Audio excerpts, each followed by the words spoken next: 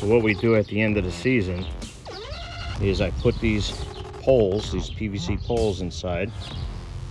We roll the fabric up, and then I mark with duct tape whatever it is and where it goes.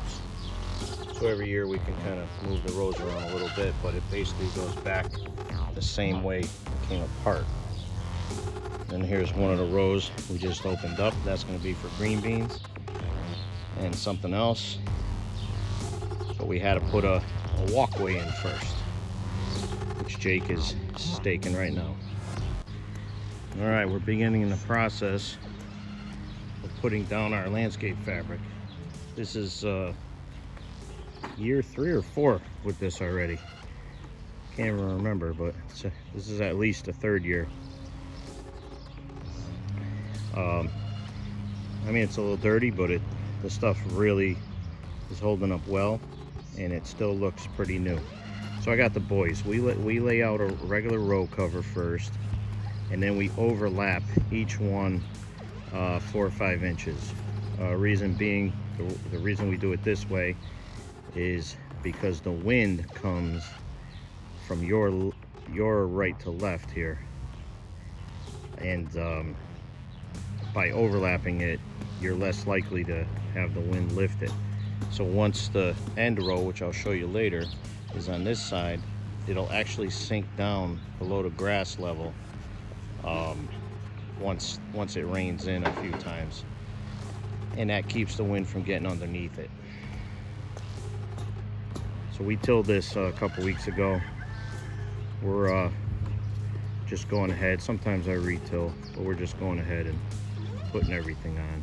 And at the end of these rows, we're going to put caps on. So because we're only using 3-foot wide landscape fabric, and you think it would be nicer to use wider stuff, but it's harder to work with the wider stuff. But in between each row of plants, as you can see, is one solid row of landscape fabric, and that provides 2 things, or 3 things. Doesn't allow the weeds come up in the rows. It allows you a walking space, and it also allows enough room in between rows. Looking at it, there's probably 6 feet in between these rows, but if that first row has broccoli and cauliflower, those plants come out, they could be, you know, a 30 or 40 inch circle. And same with tomatoes. If this row is tomatoes, that could be a 30-inch circle. So imagine how narrow the walkway will get throughout the season. So there's a method to our madness, and so far it's been working out fantastic. I will never grow another garden without this fabric. We do less than 30 minutes of weeding a year in this bed with this fabric.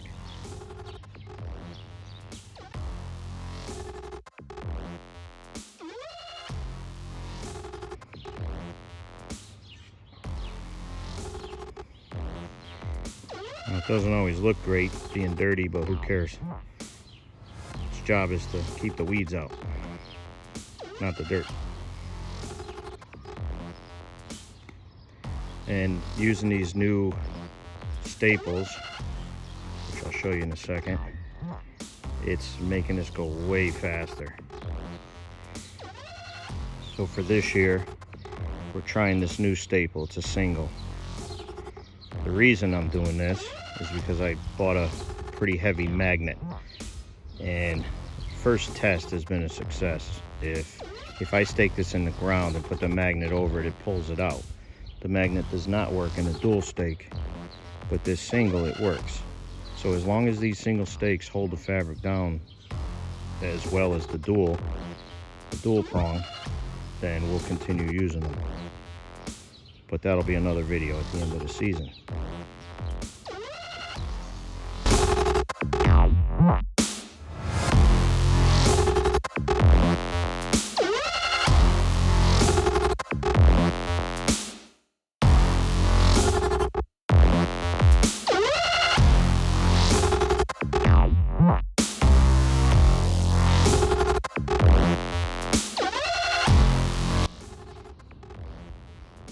folks.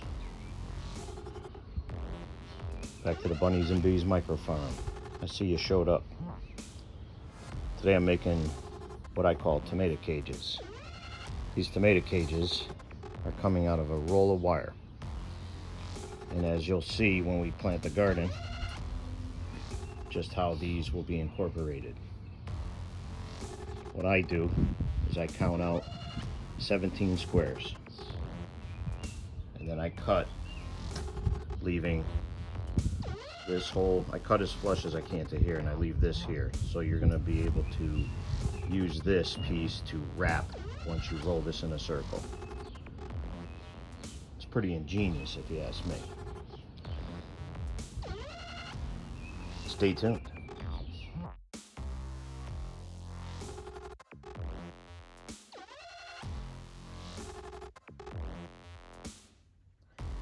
My tomatoes,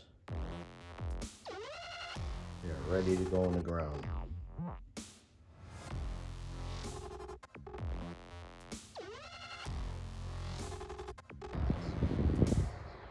This is onion bed number 2. Looking good.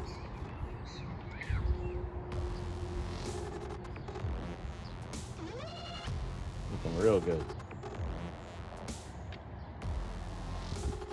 There's onion bed number 1. You can see how tall these babies are.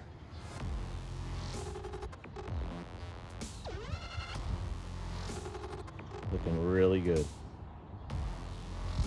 They are a little farther ahead of the other bed, which is fine because you can only eat so many at a time. Look at the bases on some of these. Wow. Look at that one. Look at that baby. The thing is about an inch wide.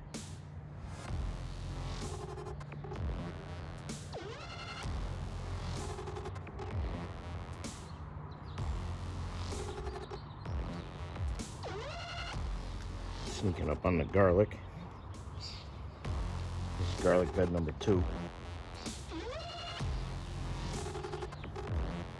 Some of this stuff is probably close to 3.5 feet tall.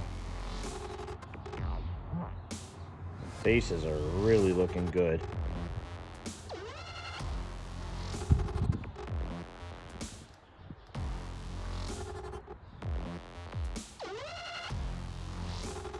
And you can see the thickness on these garlic.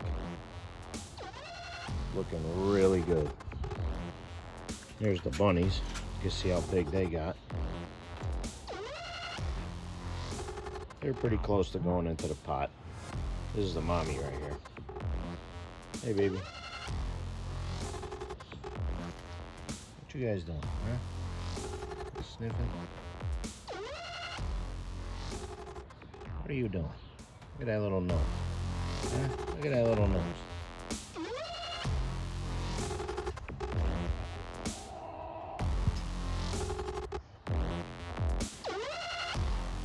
Checking out the row of potatoes. My son topped them off yesterday.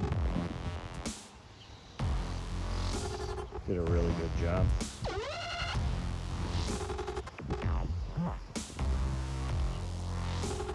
I think these first row are reds, and then the second half of the row is Kennebecs.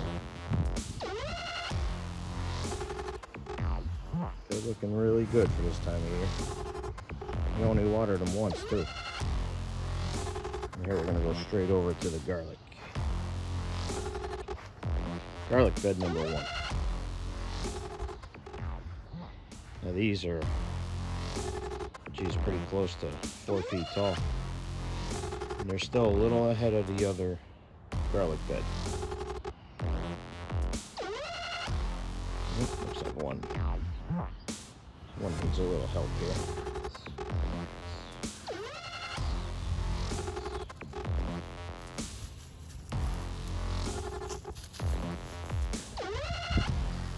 Mix that up in a minute.